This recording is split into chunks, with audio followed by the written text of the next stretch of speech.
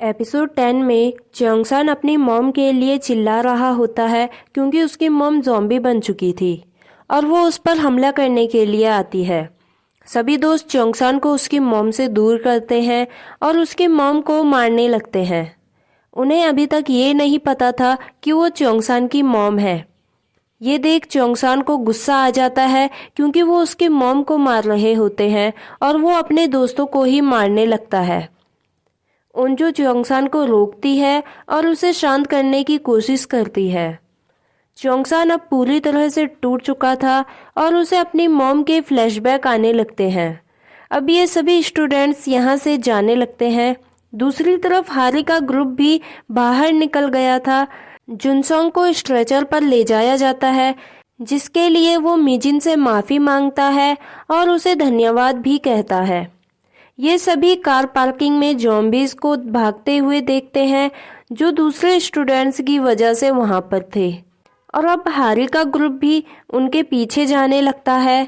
तभी हम देखते हैं कि यूयुंग जो जिमिन के साथ भाग रही थी वो नीचे गिर जाती है और अब जिमिन से हेल्प मांगती है, लेकिन जिमिन देखती है कि काफ़ी सारे ज़ॉम्बीज़ उनकी तरफ आ रहे हैं और वो यूयुंग की कोई हेल्प नहीं करती और उसे वहीं छोड़कर चली जाती है। तभी वूजिन यूयुंग को बचाने के लिए वहां आ जाता है, लेकिन तब तक वहां पर काफ़ी सारे ज़ॉम्बीज़ आ चुके थे। देखते ही देखते वहां हारी भी आ जाती है और उन दोनों को ज़ॉम्बीज़ से बचा देती है। और अब आखिरकार इतने एपिसोड के बाद हारी अपने भाई से मिल जाती है और अब सभी वहां से भागकर बास्केटबॉल हॉल में आ जाते हैं। थोड़ी देर में नामरा को वहां अंदर ज़ॉम्बीज़ के होने का एहसास हो जाता है और वो उन सभी को वहां से भागने को कहती है।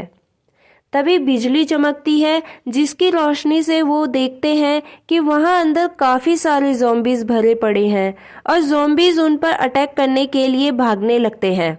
अब जिमिन जो अपनी ही फ्रेंड को ज़ॉम्बीज़ के बीच छोड़कर भाग गई थी, अब वो ही ग्राउंड में ज़ॉम्बीज़ के बीच फंस जाती है और अब यहाँ इसकी हेल्प करने के लिए कोई भी नहीं होता है। ज़ॉम्बीज़ जिमिन पर अटैक कर देते हैं और अब वो भी ज़ॉम्बी बन जाती है। दूसरी तरफ मिलिट्री कमांडर्स मिस्टर ली की वीडियो क्लिप देख रहे होते हैं, जहां मिस्टर ली बता रहे होते हैं कि उन्हें अभी तक कोई भी एंटीडोट नहीं मिला है और अब वो अपनी ही बीवी और बेटे पर गैसोलीन डालता है और जलती हुई मशाल उठाता है, जिसका मतलब था कि उसने उन दोनों को जिंदा जला दिया। तभी यहाँ कैप्टन के पास एक न्यूज़ आती है कि अब उनका मार्शल लॉ खत्म होने वाला है और इसी के साथ सभी बाउंड्रीज भी ओपन की जा रही है, जिसका मतलब था कि अब कोई भी योसान सिटी के अंदर और बाहर जा सकता है। गवर्नमेंट ने वहां से किसी को भी बचाने से इनकार कर दिया था और वहां बमबारी करने का फैसला ले रहे थे। अब कैप्टन कहता है कि जल्द से जल्द रेस्क्यू ऑपरेशन को और तेज कर दिया जाए। नेक्स्ट मॉर्निंग एमएलए के पास उनकी पार्टी का एक आदमी आता है और उसे रेजिग्नेशन लेटर देता है और उसे बताता है कि आपने जो भी स्टेटमेंट दिया था उस वजह से अब सारा इल्ज़ाम आपके ऊपर लग रहा है और सिटी में बहुत जल्द कुछ होने वाला है, और कहता है कि अपने मरने के बाद पार्टी के रेपुटेशन को प्रोटेक्ट करने के लिए वो रिज़ाइन दे रही है। लेकिन एमएलए उन पेपर्स पर साइन करने के लिए मना कर देती है और वो वहाँ से चला जाता है। अब हमें ओंजो के डैड को दिखाया जाता है जो एक कैफ़े में होते हैं और वहाँ से स्कूल की तरफ बढ़ने के लिए कुछ सामान अपने साथ ले जा रहे होते हैं।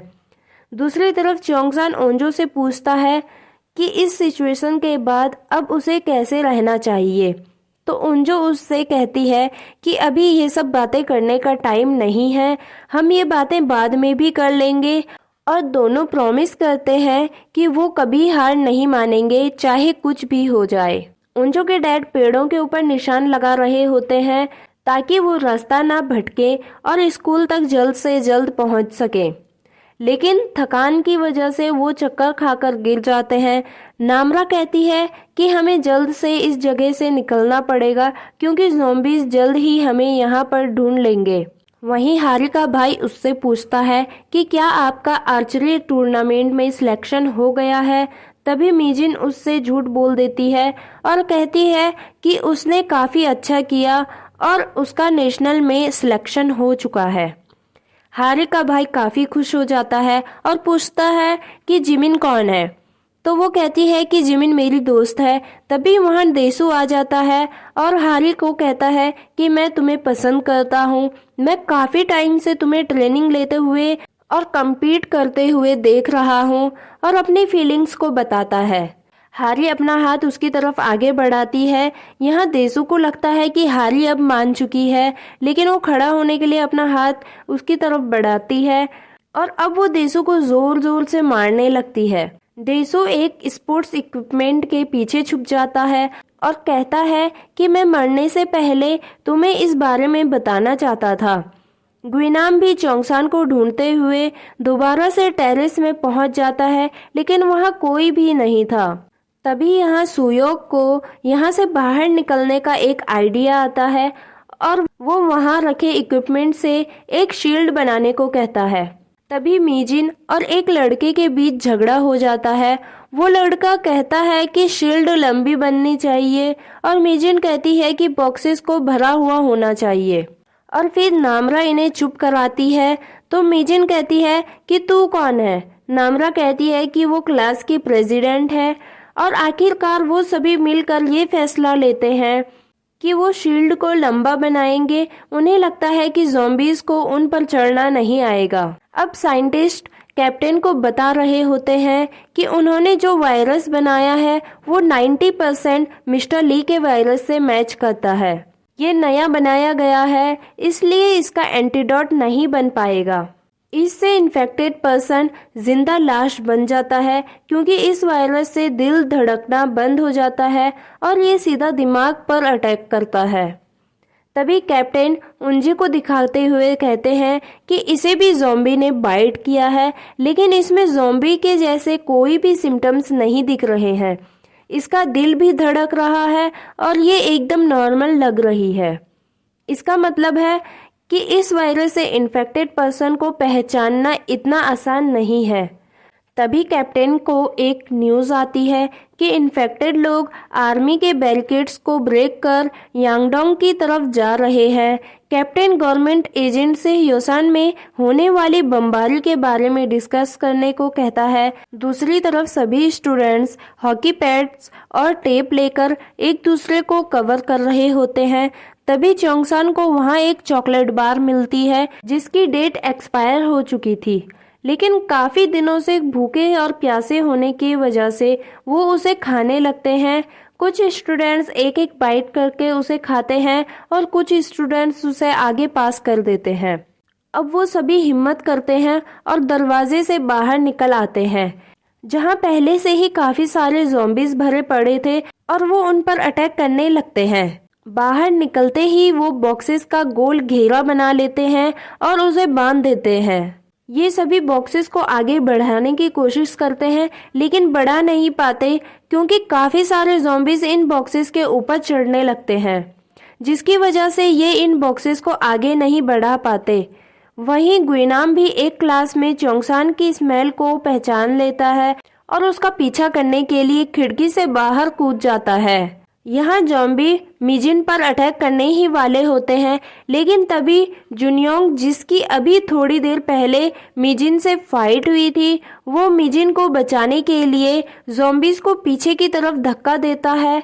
अब यहाँ मिजिन तो बच जाती है, लेकिन जुनियोंग को ज़ॉम्बी बाइट कर चुके होते हैं और उसे पता चल जाता है कि वो भी अब थोड़ी ही देर में ज़ॉम्बी बनने वाला है और अब उसका अंदर रहने का कोई फ़ायदा नहीं है। वो किसी को भी बिना बताए और बिना गुड बाय कहे वहाँ से बाहर निकल जाता है, ताकि सभी ज़ॉम्बीज़ उसके पीछे आ जाएं और वो सभी बॉक्सेस की हेल्प से आगे बढ़ पाएं। वो बाहर निकलकर बॉक्सेस को आगे की तरफ खींचने की कोशिश करता है, लेकिन काफ़ी सारे ज़ॉम्बीज़ उस पर झपट जाते हैं और थोड़ी ही देर में वो भी ज़ॉम्बी बन जाता है और अपने ही दोस्तों पर अटैक करने लगता है।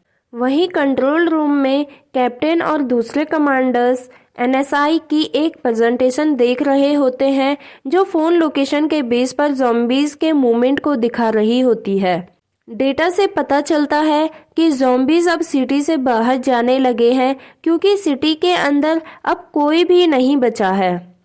वो आर्ग्यू कर रहे होते हैं कि अगर एक भी इन्फेक्टेड पर्सन सिटी से बाहर गया तो कुछ ही हफ्तों में पूरे साउथ कोरिया में ज़ॉम्बीज का कब्जा हो जाएगा। अब एजेंट के साथ मीटिंग के बाद कैप्टन उंजी से मिलने जाता है। यहाँ उंजी शीशे पे लिखती है कि वो भूखी है। कैप्टन कुछ देर तक उंजी को देखता है और फिर योसान में बमबारी करने का ऑर्डर दे देता है।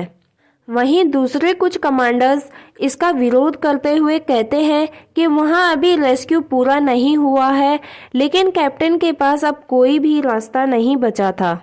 ओंजू के डैड स्कूल की कंस्ट्रक्शन साइट से स्कूल की तरफ जाने लगते हैं, जहां पहले ही उनके पीछे काफी ज़ॉम्बी लगे हुए थे।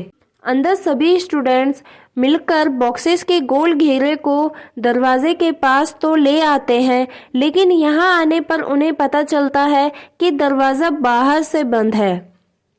ज़ॉम्बीज बॉक्सेस को तोड़ना शुरू कर देते हैं। नामरा भी उन सभी को रोकने की पूरी कोशिश करती है, लेकिन वो सभी अब पूरी तरह से फंस चुके थे।